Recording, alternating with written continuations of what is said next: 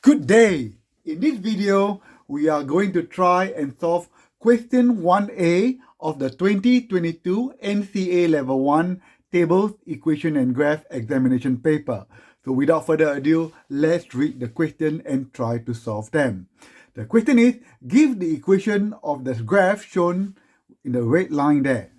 So before we can do that, we need to find a point on the graph to find the gradient. So the equation of the graph for a linear graph is always y equals to mx plus c, where m is the gradient and c is the y-intercept. Okay, so gradient is just represented by change in y, or also called the rise, and divide by the run. So this is the same as change in y over change in x. So the change in y is from here.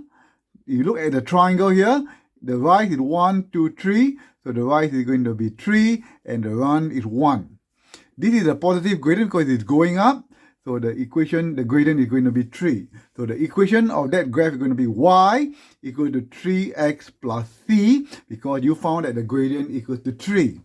Now we are going to find the intercept. Normally you can find the intercept by looking at this line and where it cuts the y-axis. This is the y-axis, where this line cuts the y-axis.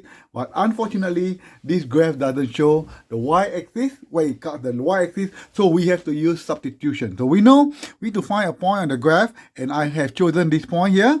This point is the point 3. X is 3, y is 2. So x equals to 3, y equal to 2. So now to calculate c, we need to put this value, x equal to 3 and y equal to 2, into that equation. So instead of y, we're going to replace by 2. Instead of x, we're going to replace by 3. So 3 times 3 plus c. So 2 is equal to 9 plus c. You minus 9 on both sides. So minus 7 equal to c. So c equal to minus 7. So I'm going to bring it up a bit. So the equation of this graph is going to be y. Your m is 3. So you find your m equal to 3.